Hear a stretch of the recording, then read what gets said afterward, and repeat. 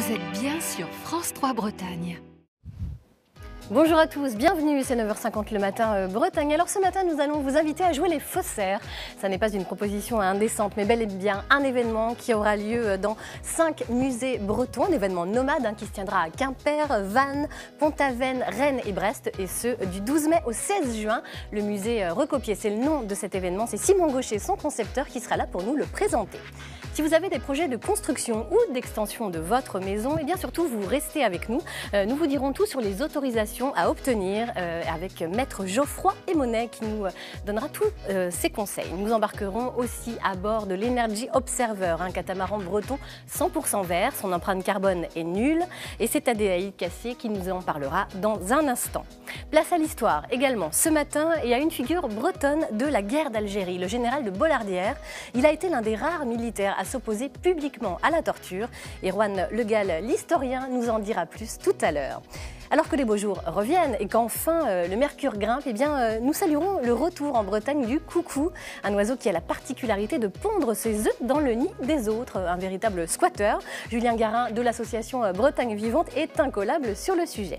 Sans oublier l'ami Billy qui nous a lancé encore une fois un défi, enfin nous lui avons lancé un défi, se mettre à la self-défense, un défi de taille. Il sera en duplex depuis Rennes. Voilà, c'est le moment de la météo maintenant. Bonjour ma chère Catherine. Bonjour Laurence. Alors, quel tableau se dessine dans le ciel ce matin? Alors bon, vous prenez une palette de coloris allant du jaune éclairci au gris moche pluie. D'accord. Vous le mettez par petites touches comme ça sur la Bretagne, sur toute la région, vous obtenez le temps d'aujourd'hui. Par contre, en ce qui concerne les températures, donc voilà, on passe de l'expressionnisme avant-gardiste à quelque chose d'un peu plus printanier. On va de 18 à Brest, à Rennes au maximal, 15 à Brest, 17 à Vannes et 16 à Pont-Aven. Jusque-là, donc c'est plutôt chouette quand même. Bon, merci, on vous retrouvera tout au long de cette émission. Autant de bonnes raisons de rester avec nous. Vous le savez, votre émission matinale est diffusée sur la page Facebook de France 3 Bretagne en live. On attend vos questions, vos réactions. Vous faites comme nous, vous vous installez tranquillement, vous prenez du bon temps. Et puis on se retrouve dans quelques instants, 9h50 le matin. C'est parti!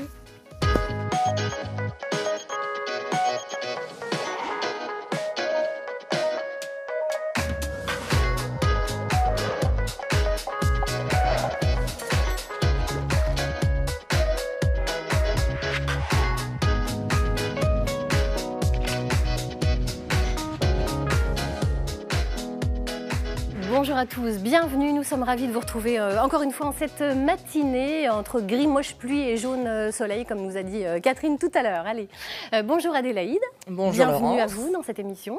Merci. Bonjour Geoffroy, bonjour. Bonjour Erwan et bonjour Simon Gaucher. Bonjour. Vous êtes le maestro d'une performance participative qui aura lieu en mai et juin en Bretagne. Concrètement, on va pouvoir recopier sur une journée les œuvres dans 5 musées bretons. En gros, c'est ça l'idée? Oui, exactement. Pour faire très court, on jouera les copistes en quelque sorte. Est-ce que vous en avez déjà recopié? Avouez tout. Alors moi j'ai pratiqué le dessin et c'est toujours fascinant de recopier une œuvre parce qu'on rentre dedans et on la comprend complètement différemment que quand on la regarde seulement quelques secondes, quoi.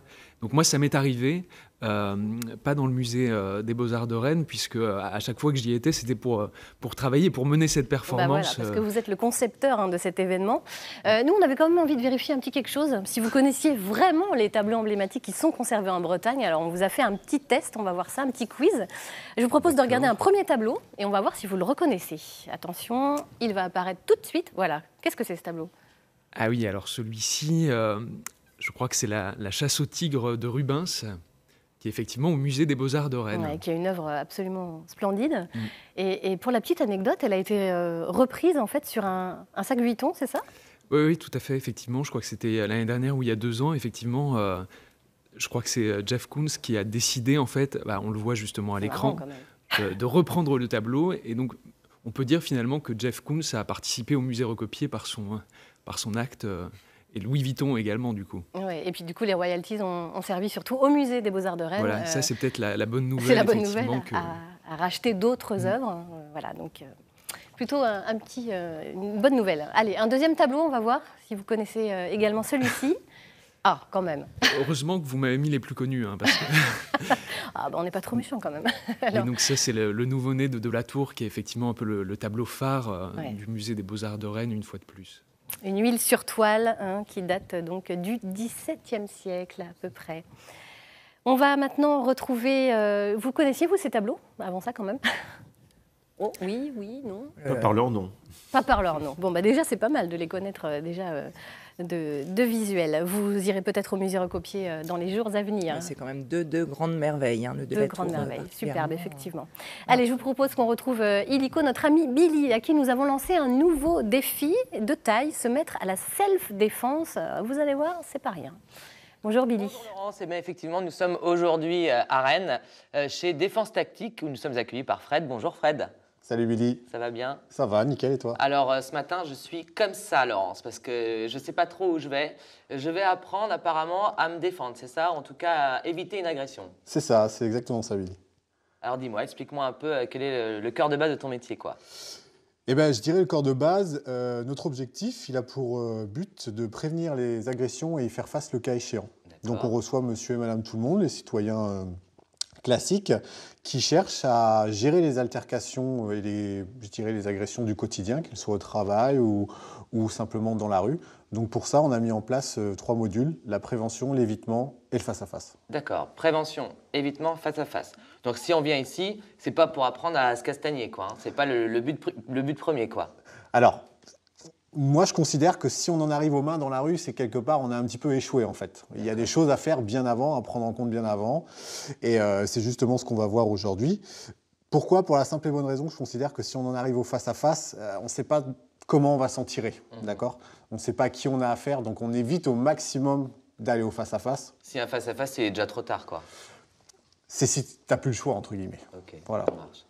Donc vous voyez Laurence, je vais apprendre ce matin à gérer ce genre de choses, donc conflits qui sont les conflits familiaux, les conflits au travail, les conflits dans la rue, ce genre d'événements qui peut arriver au quotidien, quoi. Tout à fait. Sur les 3 modules, on a la partie prévention qui a pour objectif de faire prendre conscience aux gens de leurs gestes au quotidien, en fait. À savoir, par exemple, je suis dans la rue avec mon portable, je suis accaparé par ce que je fais et pas par le monde qui m'entoure. Okay. J'écoute de la musique très forte. Bref, je me retire un sens, entre guillemets. Toujours s'écouter. À partir du moment où votre cerveau vous envoie une information comme quoi il y a un doute, il n'y a pas de doute à avoir, entre guillemets. Ouais. Pour la négociation, c'est pareil. Si je n'ai pas été vigilant, je vais essayer de désescalader cette situation en trouvant les bons mots pour éviter les pires mots. MAUX, bien sûr, j'entends. Et puis, en fin de compte, voilà, pour finir, sur le face-à-face. Le face-à-face, sans se raconter de belles histoires, on va essayer de se défendre et non pas combattre pour trouver un axe vers la fuite. Ok, ça marche. Je suis un peu en stress, hein. Là, je ne sais pas trop où je vais. Hein. T'as raison. Mais du coup, ici, on peut venir à n'importe quel âge ou il y a une cible Alors, on prend à partir de 16 ans, on ne prend pas les enfants puisqu'on considère que psychologiquement, ce n'est pas une activité, c'est plutôt réservé à un cadre adulte. Ouais, voilà. Donc 16 ans à partir d'autorisation parentale. Et puis effectivement, on prend monsieur et madame tout le monde, sans problème. Si certaines personnes ont subi des agressions, on demande simplement à ce qu'ils nous en fassent part avant l'entraînement de manière à anticiper. Voilà, ça marche. Bon, Laurence, là, on a mis les bases. Maintenant, je vous retrouve tout à l'heure et on sera dans l'action apparemment, hein, c'est ça? Grave dans l'action. Allez, à tout à l'heure Laurence. On a un petit peu peur pour vous, mon pauvre Billy. Bon, allez, quand il y a des doutes, il n'y a pas de doute. On a bien retenu déjà ce premier conseil. Vous avez déjà été face à ce genre de situation, Maître Monet? Non, pas... Bon. Non. Bon, c'est une bonne nouvelle alors. Bon, avec vous, pas question de jouer les faussaires de toute façon avec la loi. Hein. Vous êtes notaire, on le sait, vous intervenez régulièrement pour nous donner de précieux conseils. Et ce matin, on va parler du droit de l'immobilier. Alors, si l'on veut construire ou étendre son logement, on ne fait pas n'importe quoi. Ça se saurait. Non, on ne fait pas n'importe quoi puisque la mairie de votre ville doit contrôler si le projet que vous avez en tête respecte certaines règles, l'accès de votre maison à la voirie par exemple, si les surfaces ne sont pas excessives, etc., etc. Donc il vous faut une autorisation. Obligatoirement. Alors quelle différence entre une déclaration préalable de travaux et un permis de construire? Alors c'est avant tout une distinction en termes d'ampleur. La déclaration de travaux concerne des travaux qui sont de moindre ampleur que le permis de construire. Je vous donne des exemples. Si vous créez une surface inférieure à 20 mètres carrés, si vous décidez simplement de rajouter une fenêtre de toit sur votre toiture, vous modifiez la façade, des choses plutôt mineures, une simple déclaration de travaux suffit. Alors que si vous vous lancez dans une construction initiale, votre maison, ou si vous créez une surface assez généreuse de plus de 20 mètres carrés, permis de construire. D'accord. Alors, quelle démarche doit-on accomplir pour obtenir ce type d'autorisation, justement ? Un dossier en mairie que Oui. vous déposez en plusieurs exemplaires. Donc c'est une phase administrative. Et dans ce dossier, en général, vous avez bien sûr les plans que vous projetez d'exécuter. Vous avez les surfaces, l'aspect des constructions, etc., etc. Ça prend combien de temps, à peu près, d'obtenir justement le droit de faire ces travaux ? Alors ça dépend de chacune des autorisations. La déclaration de travaux, c'est quelque chose de plus léger, donc 1 mois suffit. Et pour le permis de construire, pour une maison individuelle, c'est 2 mois maximum. Donc la mairie peut répondre avant, mais ça peut aller jusqu'à 2 Au mois. maximum, d'accord. Doit-on recourir à un architecte pour construire sa maison ? Alors, Du coup, on peut en recourir, extension. on peut recourir à l'architecte si on a une volonté d'avoir un bien particulier, si on veut vraiment quelque chose peut-être de personnalisé, mais il n'y a rien d'obligatoire en termes de recours à l'architecte en dessous de 150 mètres carrés.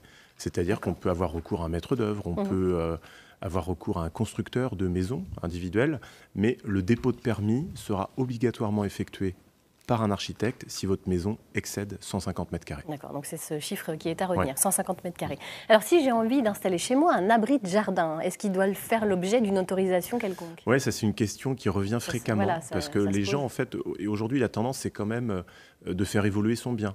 Des gens achètent une maison, mais quelques années plus tard, plutôt que d'en changer, ils préfèrent faire une extension ou s'aménager un petit peu. Donc l'abri de jardin entre dans ces considérations. C'est une question de surface en fait. Sous 5 mètres carrés, des petits abris de jardin, pas d'autorisation nécessaire. De 5 à 20 mètres carrés, déclaration de travaux. Plus de 20 mètres carrés, ça commence à être un abri de jardin assez conséquent. Permis de c'est carrément construire. une extension Voilà, donc c'est vraiment déguisée. aussi une question de surface avant tout. D'accord, là encore une fois, un chiffre à retenir, moins de 5, de 5 à 20 Oui, ou plus de 20 ouais. mètres carrés, c'est ça. En lotissement, est-ce que les règles sont les mêmes ? En lotissement, il faut toujours faire attention puisque les règles peuvent être spécifiques. Un lotissement qui a moins de 10 ans, en général, a un règlement de lotissement. Le règlement de lotissement comporte des règles qui sont spécifiques, qui ne sont pas les mêmes que les règles générales de la commune. Souvent, ces règles sont plus contraignantes, elles sont bien spécifiques, donc il faut s'y référer avant de lancer un projet. Donc le règlement de lotissement est important. Et puis même au-delà des 10 ans, un lotissement qui est très ancien, il y a souvent un cahier des charges, et ce cahier des charges comporte également des règles qui sont propres à chaque lotissement. On peut vous interdire, par exemple, d'implanter un abri de jardin, sans qu'on ait à vous justifier pourquoi, mais dès le départ du lotissement, c'était prévu comme ça. On peut vous interdire de faire un potager devant votre maison côté rue. Dans certains lotissements aujourd'hui, ça se retrouve assez fréquemment. Donc le lotissement, attention, il faut bien regarder les règles spécifiques. Est-ce que le permis de construire entraîne le paiement d'une taxe ? Parce que ça aussi, c'est souvent quelque chose qu'on dit, Oui. vrai ou faux.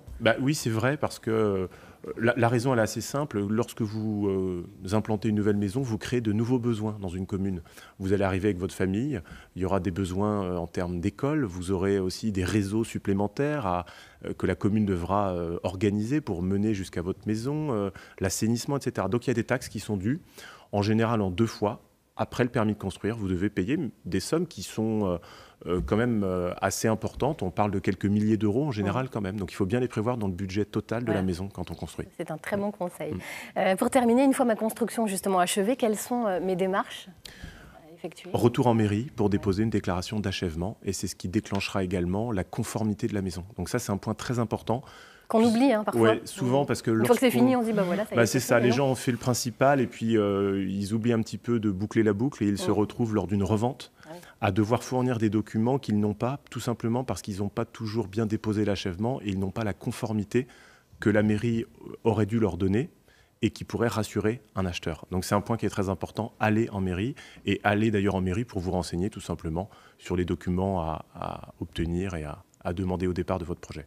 Merci beaucoup, Maître vous en prie. Aymonet, pour tous ces conseils. Vous avez déjà, les uns les autres, fait des extensions, des choses comme ça. Vous avez été En tout cas, je confrontés à- viens d'apprendre pour la conformité. Effectivement, non, je ne savais pas ça. Et puis, ça fait quand même un peu 10 ans que Allez, là, il y va être temps. Donc, va falloir le pour faire. ce bon conseil. Voilà, vous voyez, ça nous aura servi à tous. Je reviens vers vous, Simon. On va parler d'une initiative étonnante que vous menez depuis plusieurs années. Vous en êtes le concepteur. Ça s'appelle le musée recopié. Alors déjà, c'est un nom qui est un peu mystérieux. Expliquez-nous exactement, on l'a évoqué rapidement, mais en quoi ça consiste cette idée ? Alors ça consiste en fait à inviter une centaine de personnes le temps d'une journée à recopier l'entièreté d'un musée. C'est incroyable, ça c'est un sacré défi quand même. Effectivement, c'est un défi, mais du coup, c'est un défi collectif.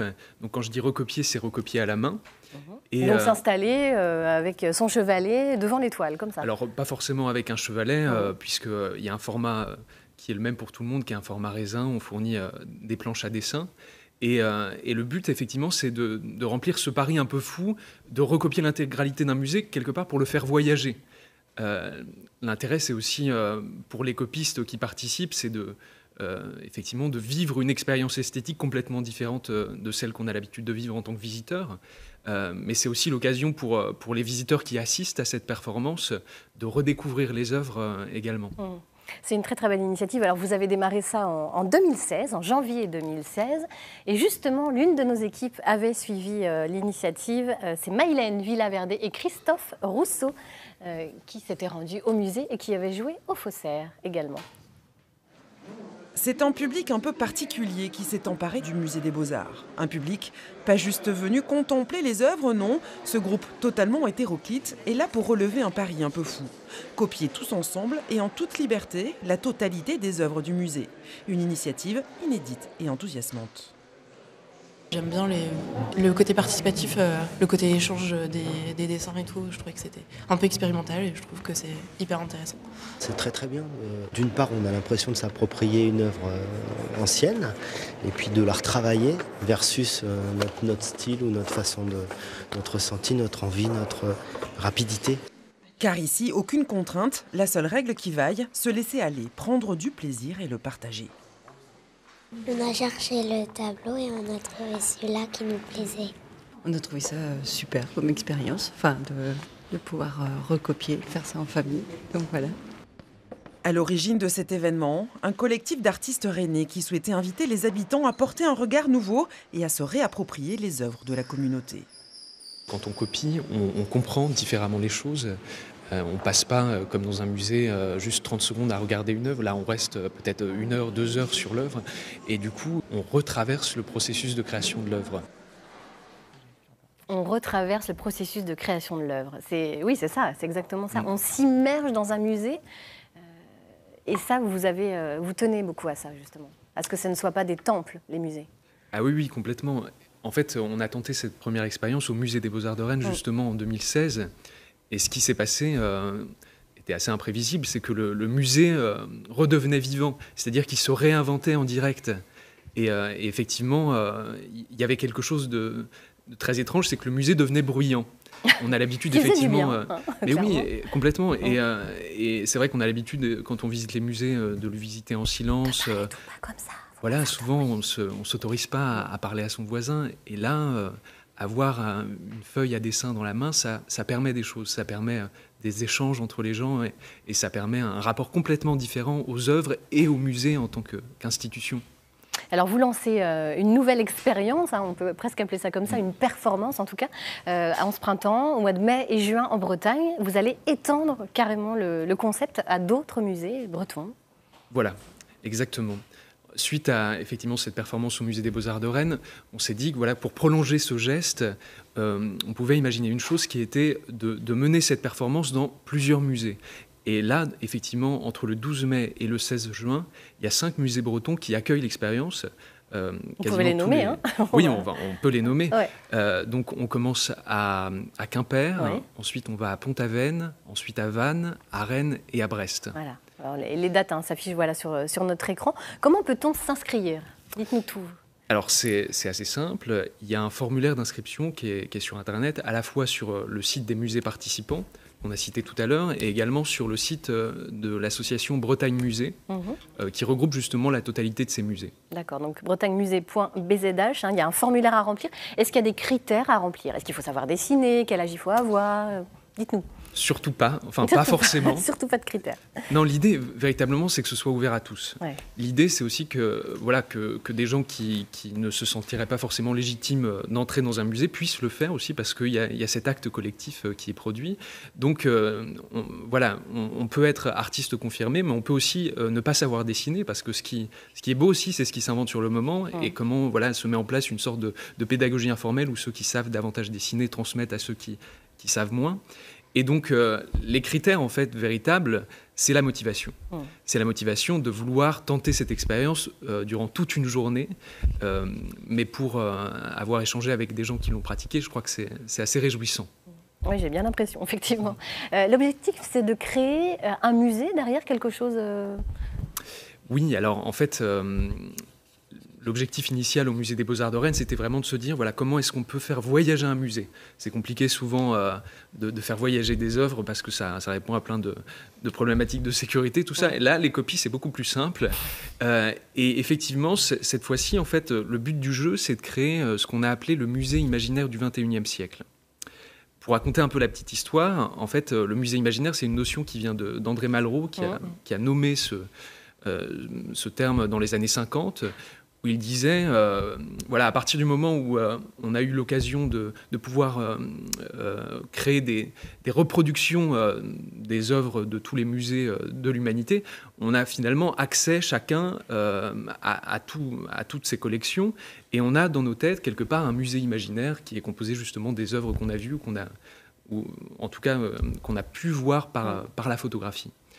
Et finalement, nous, ce qu'on s'est dit, c'est qu'aujourd'hui, ce musée imaginaire de Malraux, il était presque périmé dans le sens où l'usage de la photographie, dans les musées, il est de plus en plus problématique, où finalement les gens photographient beaucoup les œuvres au lieu de les regarder.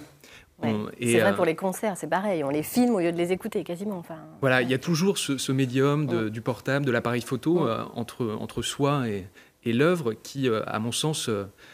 bouleverse complètement le rapport esthétique à une œuvre. D'où l'idée de se dire que peut-être que le musée imaginaire du XXIe siècle, il n'est pas justement constitué de toutes ces photographies des œuvres, mais constitué des copies de toutes les œuvres de tous les musées du monde. Donc ça, c'est un appel à tous les autres musées. Donc constitué des copies faites par les visiteurs eux-mêmes, quoi. Donc voilà, c'est un point de départ en Bretagne, sachant que voilà, on a... Vous allez essaimer encore un petit peu partout. Espérons, jusqu'à constituer ce musée, donc qui va se constituer très physiquement par l'ensemble de ces copies, donc qui va être présenté également dans chaque musée participant le temps de la performance, mais également au musée de Bretagne en septembre. Du 15 au 30 septembre. Voilà, c'est ça. Et puis, est-ce qu'on pourra aussi aller voir ça sur Internet ? Il y aura peut-être une exposition virtuelle ? Oui, effectivement. L'idée, c'est qu'on puisse stocker toutes ces copies sur un site qui est un Tumblr, qui est un site justement contributif. Voilà. Et alors non, ça c'est le site de Bretagne Musée, mais il y aura un relais. Et sur ce site, on peut poster une copie, qu'on participe à l'expérience durant le mois de mai ou juin, ou à un autre moment ailleurs dans le monde. Eh bien, écoutez, vous nous avez donné bien envie. Je voyais Erwan qui réagissait beaucoup. Ça vous plaît, cette idée-là, Erwan ? Oui, puis surtout, c'est des démarches qui sont très en vogue dans le secteur culturel, où il s'agit vraiment de sortir de l'idée préconçue du musée très 19e siècle, et où on en est arrivé à une situation où ça fait quasiment peur. Certaines personnes ne se sentent pas assez légitimes pour y aller. On retrouve exactement la même chose dans le monde des archives, et avec les programmes d'indexation collaborative sur Internet. Je pense notamment au défi Un jour un poilu, qui était lancé par mon ami rennais Jean-Michel Gillot. Eh bien, on a cette démarche-là. Et c'est vrai que le numérique est un outil absolument génial pour faire sauter les cloisons et pour ramener cette notion de patrimoine, finalement. C'est le bien commun, le patrimoine. Mais du fait du poids des institutions, eh bien, ça avait tendance à aller de manière un petit peu contracyclique. Et là, ça fait tout sauter. C'est extrêmement stimulant. Faire tout sauter, sortir des murs, eh bien, c'est aussi ce qu'on va faire avec Adélaïde Castier qui nous a rejoint. On embarque sur les eaux avec vous. Vous êtes la responsable éditoriale du magazine des gens de mer, le magazine Littoral. Et dimanche prochain, vous nous proposez notamment d'embarquer à bord de l'Energy Observer. Alors dites-nous tout, c'est un bateau malouin, c'est ça ? Oui, c'est ça, Laurence. Alors c'est vrai que ces dernières années, les bateaux écolos, les projets de bateaux écolos fleurissent sur la côte atlantique. On ne va pas s'en plaindre, évidemment. L'Energy Observer, c'est un bateau propulsé uniquement avec des énergies renouvelables telles que le soleil et de l'hydrogène. Mais bien au-delà de tous ces aspects techniques, très intéressants évidemment en soi, ce qui a intéressé le réalisateur Fabrice Kerr, c'est de revenir à la genèse de ce projet et de s'attacher au personnage principal, Victorien Érussard. Alors Victorien Érussard, c'est qui ? C'est un malouin, un marin, un peu un ovni dans le milieu.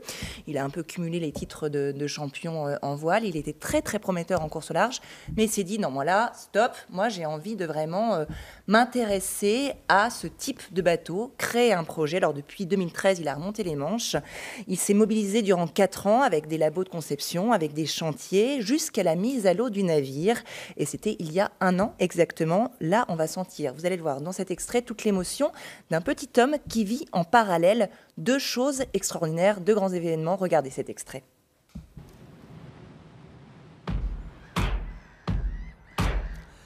C'est un matin d'avril. 5 ans auparavant, Victorien Erussard a eu une idée. Recycler un navire d'hier pour mixer les énergies de demain. Des années de gestation durant lesquelles il a su s'entourer. Jérôme Delafosse, un explorateur reconnu comme coéquipier. Nicolas Hulot, un parrain célèbre pour son engagement. J'ai bien connu. Là, ce bateau, il peut aller en Antarctique, il n'émettra pas 1 tonne de CO2. Voilà. Donc c'est un impact positif. Et donc oui, j'aurais rêvé d'avoir un tel outil quand je faisais Ushuaïa. Bon, ça y est, il est à l'eau, c'est 4 ans et demi. Ce 14 avril accouche donc d'un projet porteur d'espoir pour les générations futures. Et c'est même une double naissance pour Victorien. Cette nuit, j'ai passé un moment un peu compliqué. On s'est dit, mais non, c'est pas possible, ça va pas arriver. Ma femme était enceinte depuis 9 mois, enfin 8 mois et 20 jours. Et il a fallu que ça arrive en même temps. Et la synchronisation, c'est juste incroyable parce qu'il a voulu naître en même temps que cette mise à l'eau du bateau. C'est quand même symbolique tout ça. C'est incroyable. La vie qui est arrivée vraiment quand les flotteurs étaient à ça de l'eau. Donc, je ne sais pas comment il s'appelle. Ah, alors, vous ne savez pas comment s'appelle le petit. Bon, on l'a vu dans le reportage, le parrain de l'Energy Observer n'est autre que Nicolas Hulot, le ministre de l'écologie. Et on apprend aussi que dans le documentaire que c'est un kitesurfer passionné. Ouais, c'est pas mal quand même, Nicolas Hulot comme parrain. Alors, ça s'est fait avant que Nicolas Hulot soit élu au gouvernement comme ministre, mais bon, quand même. Et effectivement, Nicolas Hulot est très attaché à ce projet. Il n'a pas hésité à mouiller le maillot, à ressortir la combi et la voile légère pour montrer ses talents de kitesurfer et faire une petite leçon à Victorien Erussard. C'est aussi à voir dans le documentaire. Regardez. En fait, c'est vraiment le truc qu'il faut vérifier, tu vois, parce que quand tu es au large et que tu as une ligne qui se barre, tu es vraiment en galère là. Ouais, il est bon, Nicolas, ça fait plusieurs années qu'il en fait. Lui, il est complètement accro. Donc voilà, je lui ai donné des petits cours de kata de sport. Là, il va me donner des petits cours de kite. Non, t'as pas besoin de soulever, tu passes par l'extérieur. Non, ouais, tu peux commencer par celle-là si tu veux. Voilà. Ça c'est l'intérieur. Ouais. Les chemins de Victorien et Nicolas se croisent souvent depuis une dizaine d'années. Alors, après le costume de parrain d'Energy Observer, Nicolas Hulot endosse celui de professeur. Moi j'aime les gens qui font des choses sérieuses sans se prendre au sérieux. Voilà. Et c'est ce que j'aime chez Victorien.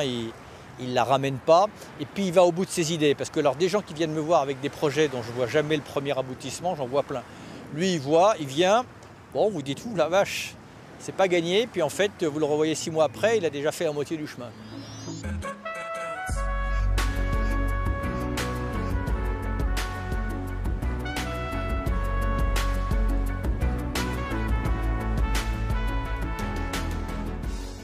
Nicolas fait du kite. Passionné, alors vous confirmez, Maître Emonet? Oui, c'est ce qu'on m'a dit. Apparemment, il est très très passionné par le kitesurf. Donc, et il a une résidence secondaire dans le département, donc c'est un local. Oui, c'est un local mordu, visiblement. Ça se confirme. Tout à fait.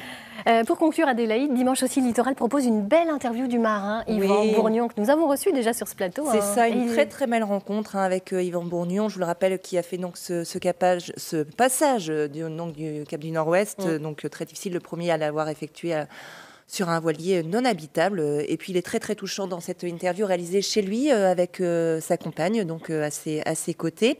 Et puis il a également montré les plans de son projet de bateau mangeur de plastique. Je pense qu'il vous en avait parlé. Oui. Donc tout ça est à voir dans Littoral dimanche à 12h55. Vraiment, c'est une très très belle émission. Je vous encourage à la regarder. Un dernier petit mot si j'ai le temps. Justement, le film de Yvan Bourgnon, En équilibre, passe demain soir pour les Rennais en équilibre, donc à voir au TNB à partir de 20h. Merci. Et puis littoral, donc à 12h55 Eh bien, dimanche. sûr, dimanche, on n'oublie pas. Merci beaucoup Adélaïde. On reste dans le soleil chez nous, sur ce plateau. On fait un petit coucou d'ailleurs à Mamie Yvonne qui nous dit vos sourires remplacent un petit peu le soleil ce matin dans les Côtes d'Armor. Ça fait plaisir. Voilà, on est à la moitié de cette émission. Je vais tout de suite rejoindre Catherine Bossard qui va nous faire un petit débriefing à mi-chemin. Qu'est-ce qui vous a inspiré, Catherine, jusqu'ici? Dites-nous tout. C'est l'art, c'est le monde de l'art, c'est le fait l'art. de recopier les œuvres qui sont sous nos yeux. En fait, c'est ça, c'est très joli. J'ai commencé par du simple. Je n'ai aucune capacité, vous allez voir, mais par un... Oh, j'ai fait des traces. Un 9h50 recopié par le logo de l'émission. Voilà, C'est pas mal, pas mal. Ça manque de couleur par contre. Oui, Là, c'est va vrai. falloir un peu, Mais la couleur, je l'ai eue quand j'ai pensé, c'est qui notre Mona Lisa sur le plateau? Et c'est vous, Laurence. Vous allez voir, j'espère que vous n'allez pas m'en vouloir. Je pense que vous allez m'en vouloir. Attention, allez-y. C'est vraiment Allez-y. dégueulasse. Ah ouais, Mais, d'accord. voilà, c'est vous. Ça ne vous rend pas justice, Laurence, mais on voit votre sourire qui ressort surtout c'est avant tout. sympa. Et j'ai décidé de centrer l'œuvre autour de votre sourire, Laurence. D'accord. Vous êtes Merci. heureuse? Oui. Je vous le donnerai, je vais le signer, puis je vais vous le donner. D'accord, Vous le mettrez dans non votre mais ça bureau. vaudra peut-être très très cher un de ces jours, on ne sait jamais. Merci beaucoup Catherine. Allez, on retrouvera tout à l'heure l'historien Erwan Le Gall pour notre séquence d'archives Ina et puis Julien Garin qui nous rejoindra dans quelques instants, bénévole à l'association Bretagne Vivante, pour mieux nous faire connaître cet oiseau, le coucou. Hein? Bah voilà, ça vous inspire ça? Oui, oui, je sais que ça va déjà vous inspirer. Allez, c'est l'heure également de vous annoncer les titres de l'actualité ce midi dans le journal présenté par Éric Pinault. Allez, vous le faites avec moi. Il sera question de l'université de Rennes 2 où les examens à venir sont perturbés. Et puis également de start-up qui viennent au secours de qui? D'EDF. D'EDF, voilà. Et de l'écomusée d'Ouessant, rénové suite à l'incendie malheureusement de juillet dernier. Bon, il est l'heure de parler de la SAF Défense à nouveau, Oui, de j'ai retrouver hâte de notre voir ami ça. Billy. Moi, j'ai hâte de voir ça. Alors, avant ça, d'ailleurs, j'ai un petit mot à dire parce que sur la page Facebook, eh bien, Yves Ridé nous dit un petit bonjour de Saint-Malo. Il nous dit à la Jeanne d'Arc, nous avons créé une section SAF Défense réservée uniquement aux femmes en 2013 à partir de 16 ans. Et puis, il y a également une section Urban Self Défense et Krav Maga qui, celle-ci, est mixte. On dit un petit coucou à Yves. Et puis, on retrouve Billy. Billy, vous n'êtes pas par terre là, pas tout de suite. De retour ici à Défense Tactique et nous avons maintenant notre ami Fabien qui est là. Bonjour Fabien. Bonjour. Alors on va se mettre dans une situation du quotidien. Quelle est cette situation, Fred? Raconte-nous. Alors, tu vas être dans la rue tout simplement et tu as croisé le regard de quelqu'un ou tu as soutenu le regard sur sa petite amie, d'accord? Ce qui va créer un sentiment de jalousie chez Fabien qui va venir te voir pour en découdre un petit peu puisqu'il n'a pas apprécié que tu regardes sa copine. Ça marche. Donc ça peut arriver tous les jours. Ça peut arriver tous les jours. Ok. Donc je suis un peu comme ça, Laurence, quand même, hein, je vous le dis. Hein, parce qu'il est impressionnant, le bébé. C'est bon les gars? Allez, action, on y va. Oh, qu'est-ce que tu fais là?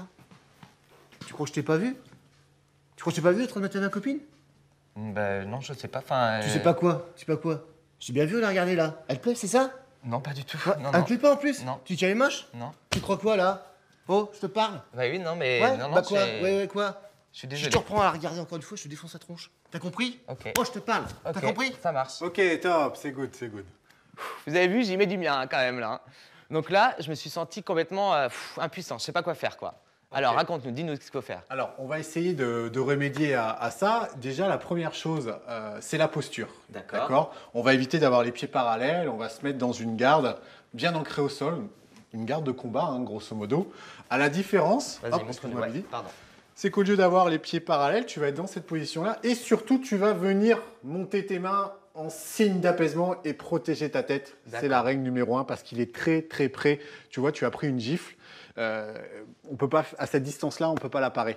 D'accord. D'où l'intérêt de monter les mains pour l'éventualité de se protéger. D'accord. Ça va être la première chose. La seconde chose, ce qu'on va mettre en place, ça va être une écoute active. Je dois comprendre pourquoi il est énervé. Une fois que j'ai compris, je vais la reformuler de manière à obtenir un oui psychologique et essayer de trouver une solution gagnant-gagnant, quitte à mettre mon ego de côté s'il le faut. Ok, ça marche. Ok. Bon, bah montrez-nous un peu plus en action. Allez, c'est parti. T'es prêt, Fabien? On y va. Oh, oui, bonjour. Tu fais quoi là? Bonjour. Tu crois que je t'ai pas vu en train de regarder ma copine? Qu'est-ce qui se passe, monsieur? T'es en train de mettre ma copine là? Je suis pas Votre petite aveugle. amie, c'est celle qui est là-bas? Ouais, celle qui est là, ouais. D'accord. Celle Vous que tu m'as pensez dit que tout à je l'heure. la regardais, c'est ça? Ouais. Ah, je suis désolé, monsieur. Écoutez, j'étais dans mon travail et comme j'étais dans mes pensées, j'étais en train de fixer au loin, mais je me serais jamais permis de regarder votre petite amie, monsieur. Sachez-le.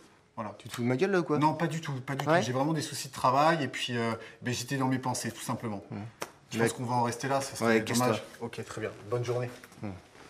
Bon, alors voyez Laurence, On se met en protection, première chose, on met les mains comme ça.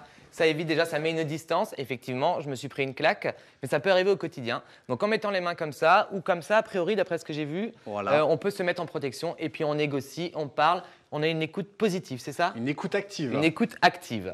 Ok, bon bah écoutez, maintenant on se retrouve tout à l'heure pour une autre activité et une autre mise en situation. J'espère ne pas me prendre de coups de poing non plus. Allez, à tout à l'heure les filles. Merci Billy, on va négocier pour vous une prime de risque. Commentaire sur ce plateau majoritaire, c'était « il va s'en prendre une ». Oui, est-ce que vous avez des réactions les uns les autres? Ce sont des conseils que vous connaissiez? Non, pas du tout. Moi, j'étais dans mes pensées et je n'ai rien à voir avec votre émission. Très bien, parfait. Julien, vous connaissiez tous ces conseils? Non, pareil, je pas dans le débat. Personne ne veut d'ennui ici. Voilà, en gros, c'est ça. Je fuis. Vous fuyez, bon d'accord. Et Simon, non, vous essayez de négocier Moi, j'essaye de ne pas me retrouver dans cette situation-là et donc de ne pas regarder la copine en question. C'est une bonne idée, effectivement. Ou alors vous donnez un crayon, une feuille de papier, hop, tiens, fais un beau tableau, s'il te plaît. Faut voir, ça peut peut-être marcher.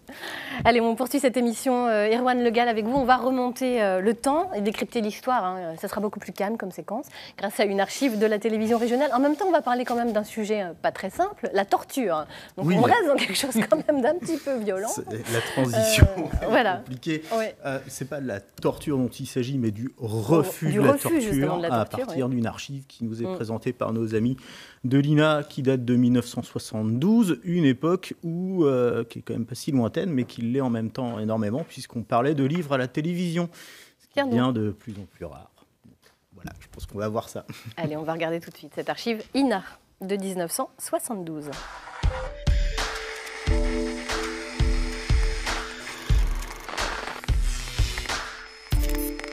Le général de Bollardière a fait paraître un livre intitulé « Bataille d'Alger, bataille de l'homme », à propos duquel certains critiques ont pu parler d'un anti-Massu. Encore que ce soit là, restreindre la portée du livre et, semble-t-il, solliciter les intentions du général. Nous l'avons rencontré en Bretagne, chez lui, en civil, entouré d'une nombreuse jeunesse, dont ses propres enfants. Il a démissionné de l'armée après une brillante carrière, et cette décision, sur laquelle il s'explique dans son livre, ajouta 60 jours de forteresse aux plus hautes distinctions qu'il avait obtenues sur les champs de bataille. Je ne regrette pas d'avoir quitté l'armée. Je l'ai fait au fond d'une manière toute naturelle. Il arrive parfois que certaines choses vous deviennent intolérables, comme si l'on atteignait une sorte de point de saturation. Alors tout à coup, on refuse. On refuse tout simplement, c'est un geste humain. Alors, qu'a refusé ce général de Bollardière? Dites-nous tout. Alors donc, il a refusé l'emploi de la torture en Algérie. Nous sommes, comme je le disais tout à l'heure, en 1972, et le général Jacques Paris de Bollardière, pour prendre son état civil complet, vient de publier un ouvrage qui s'appelle « Bataille d'Alger, bataille de l'homme » et qui revient sur son propre parcours, donc pendant ce conflit, mais aussi, et peut-être même surtout, sur tout un ensemble de valeurs qu'il entend mettre en exergue, les droits de l'homme et le pacifisme de manière plus générale, pour faire simple. Et il revient notamment sur les conditions, sur les raisons qui l'ont conduit à démissionner de l'armée en 1957 pour protester contre l'emploi de la torture pendant une guerre qui, je rappelle, n'en est encore pas officiellement une, puisqu'on parle encore très pudiquement d'événements, je mets bien évidemment des guillemets. On est donc tout à fait, donc 15 ans après, dans l'illustration d'un passé qui ne passe pas, pour reprendre une formule célèbre. Alors pourquoi ce départ de l'armée a autant de retentissement? Parce que Jacques de Bollardière n'est pas n'importe qui. C'est le plus jeune général de l'armée française en 1957. Et surtout, c'est pas Il a quel âge? Bonne question. Là, vous me prenez en défaut. Je n'ai pas l'âge très jeune, quoi. Il est très jeune, il est Saint-Cyrien, il a tout ce qu'il faut, c'est un cursus honorum parfait.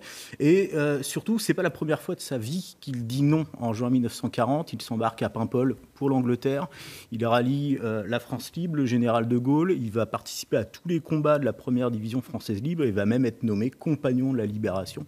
Donc il y a une véritable autorité morale qui s'exprime là. Et dans son propos, mettre en parallèle son expérience de résistant pendant la Seconde Guerre mondiale, où il lutte pour les droits de l'homme contre les nazis, et ce qui se passe en Algérie en 1957, eh bien, on comprend tout de suite que ça plonge, ça met le doigt sur un certain nombre de contradictions, et c'est là où je voulais en venir, parce qu'on est en 1957, et finalement, on a déjà, là, en germe, eh bien, la crise qui éclatera en 1958. On parle beaucoup du 50e anniversaire de mai 1968 cette année, mais on est aussi dans le 60e anniversaire de mai 1958, du retour au pouvoir du général de Gaulle et de l'avènement de la Ve République. Alors en 1972, qui n'est donc pas une époque si lointaine, quel écho à la voix de cet officier ? Un écho relativement important. On est 10 ans après 1962, donc le cessez-le-feu du 19 mars, les accords d'Évian, l'indépendance de la guerre d'Algérie, tout cela est extrêmement frais et son attitude, son propos évidemment trouble parmi les rangs de ce qu'on a pu appeler les nostalgérianistes, les nostalgiques de l'Algérie française. Et c'est une problématique qu'on connaît toujours quand on voit les débats sur le rôle positif, je mets les guillemets, de la colonisation. Mais plus globalement, la voix de cet officier supérieur, le général Paris de Bollardière, elle est extrêmement intéressante puisque quand il va sortir de l'armée, c'est le début d'une trajectoire intellectuelle qui est très originale si on veut bien se rappeler que c'est un Saint-Cyrien aristocrate.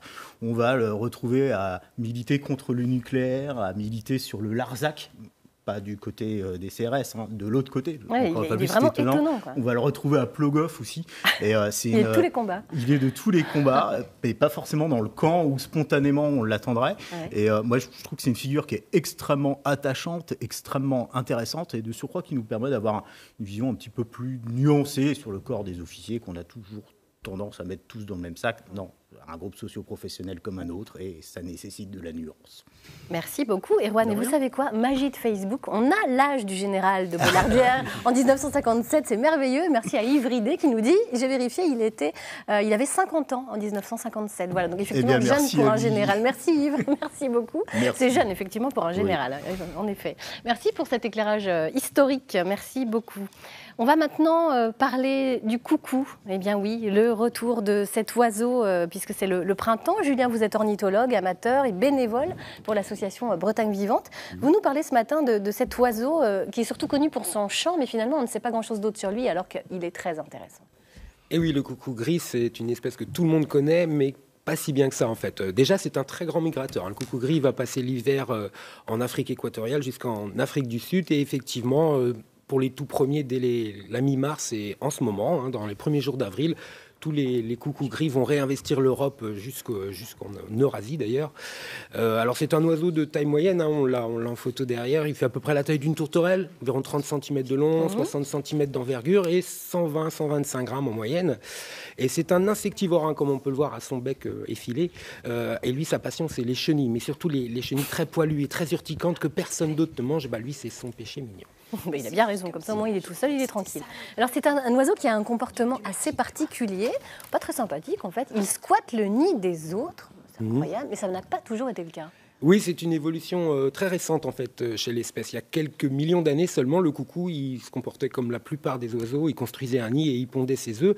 D'ailleurs, aujourd'hui encore, on peut parfois, c'est assez rare, mais on peut observer un mâle qui trimballe dans son bec de la mousse, des brindilles, comme s'il avait construit un nid, mais en fait, il ne le construira jamais. Ce sont des restes de cet ancien comportement plus classique. Ah, vous savez, il ne demande pas de permis de construire.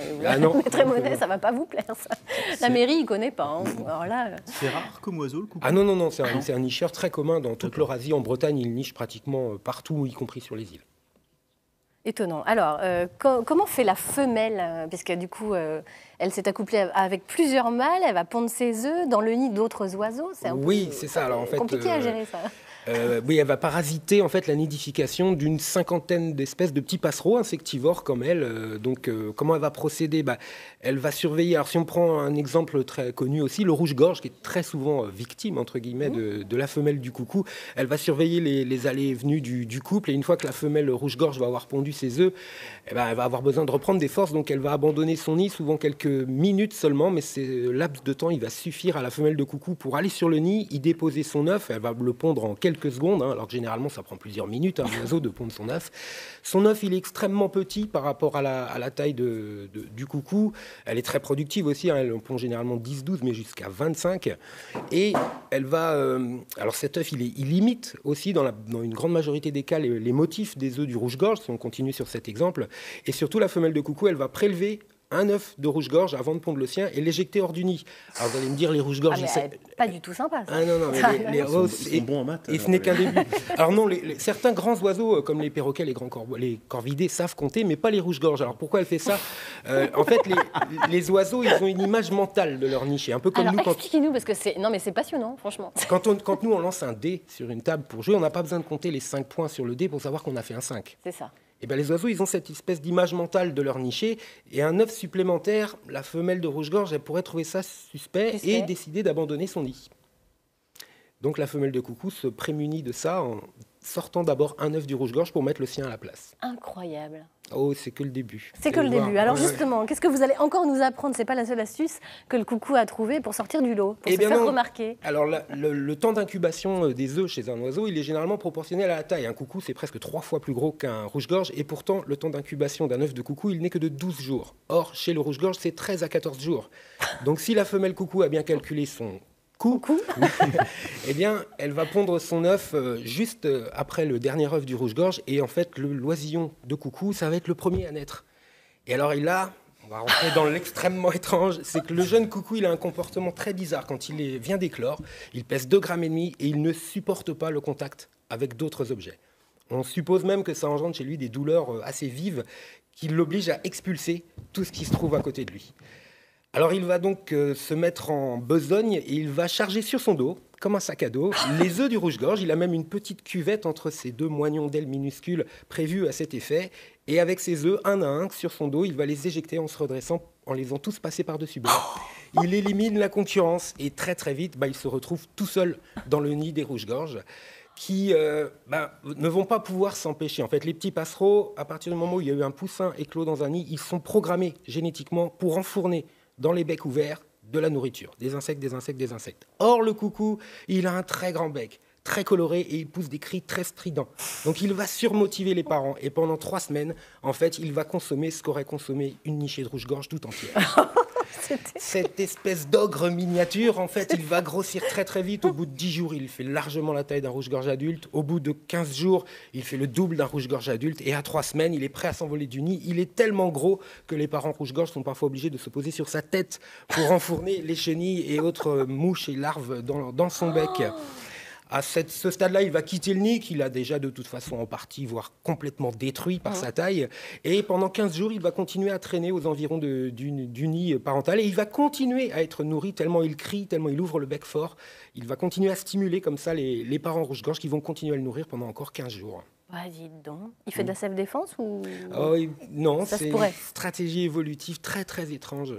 Mais pas unique dans le monde des oiseaux. Merci beaucoup, Julien. Vous avez un petit mot de conclusion peut-être si vous... Oui, donc on suppose que les femelles de coucou, pour s'adapter aussi bien aux rouges-gorges, si on continue sur cet exemple-là, vont parasiter préférentiellement les rouges-gorges. Et il y a également un autre coucou qu'on ne connaît pas très bien, même pas du tout en Bretagne.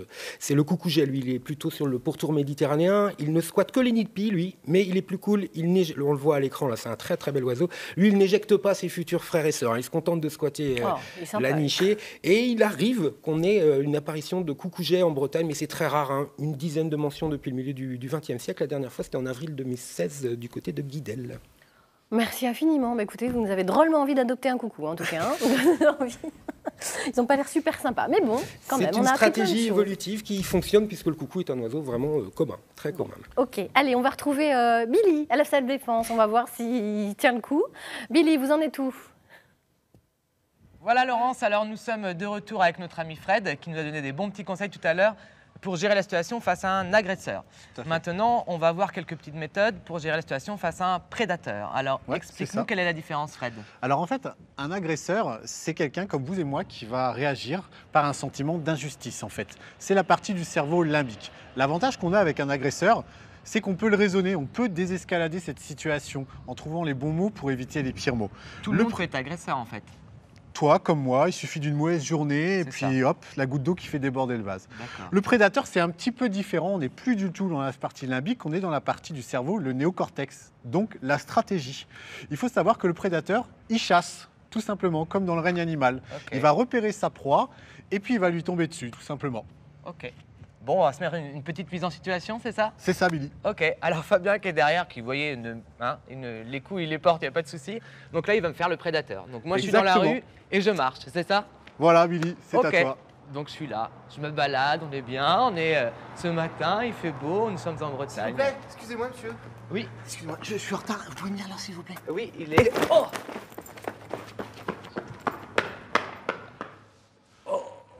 Ok. Donc j'ai pris un bon petit coup là quand même, hein. Mais dans la rue c'est comme ça, hein. Donc du coup on fait pas de comédie ici. C'est ça. On vit le vrai. Alors comment j'aurais mieux géré la situation puisque là effectivement je me suis fait complètement surprendre. Voilà. Explique-nous. L'idée, c'est que à partir du moment que tu as un doute, il n'y a pas de doute. C'est quelqu'un que tu ne connais pas, tu restes vigilant. Toujours la même chose, la vigilance, la règle numéro 1. Ne te fiche pas au sol, reste mobile. D'accord.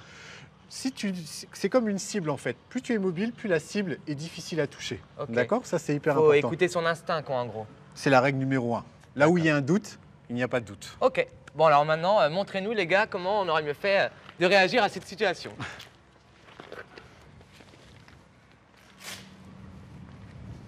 Donc voilà, donc là, on est dans la rue. Il y a deux bons petits bébés là qui sont là. Et du coup, ben, on y va. Donc, qui remarchent dans la même situation, Laurence. Alors, on est parti. Allez-y, les gars, montrez-nous. S'il vous plaît, monsieur.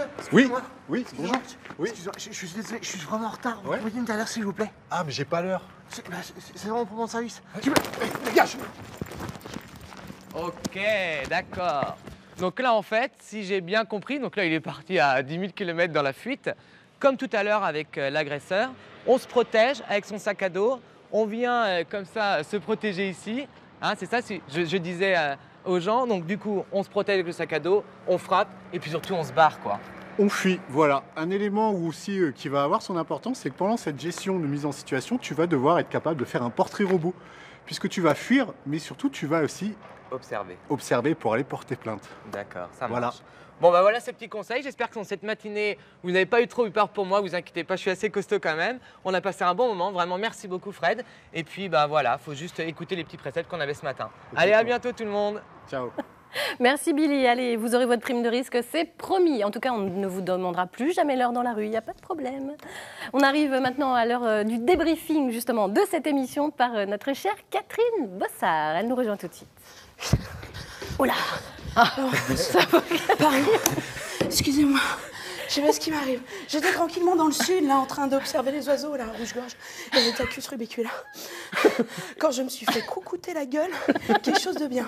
Bon, on m'a invité à un pique-nique de soutien, soi-disant, j'avais commencé à me mettre en format raisin, Simon. Vous voyez ce que c'est? Donc on buvait un coup tranquillement, et puis là, bah, j'ai pas écouté mon instinct, alors que normalement, un doute, pas de doute, voilà.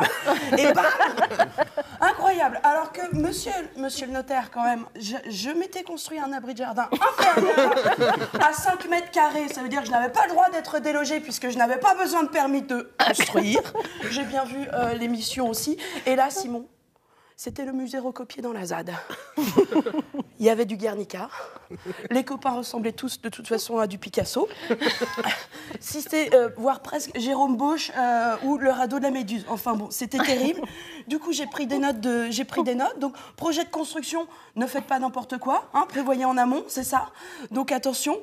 Et puis, je vais demander à Nicolas Hulot, a priori, il aime le kitesurf et il aime les gens qui vont au bout de leur idée. Oui, mais d'accord quand même. Il y a des limites. Punaise. Donc, voilà, coucou. Image mentale du nid. Super. J'y retourne. Merci. Quelqu'un a un briquet? Ça va aller, non? Voilà. Bon, ben, j'y vais. Ça va aller, vous allez gérer, tout va bien. C'est sympa chez vous, je peux rester un peu? Oui, pas de problème, avec grand plaisir. Allez, okay. Merci beaucoup, Catherine. Merci. Merci à tous d'avoir été avec nous. Merci Geoffroy, merci Erwan, merci Julien, merci Simon. On rappelle, le musée recopié, c'est du 12 mai au 16 juin. Partout en Bretagne, dans 5 musées. Demain, 9h50, on reçoit la coqueluche du rap français, Eddie De Pretto, à l'occasion de la sortie de son tout premier album Cure et de sa présence au festival Mythos à Rennes le demain soir d'ailleurs. Voilà, belle journée à tous et on retient une phrase aujourd'hui. Là où il y a un doute, il n'y a pas de doute. Pas de doute. Voilà, belle journée à tous. À demain.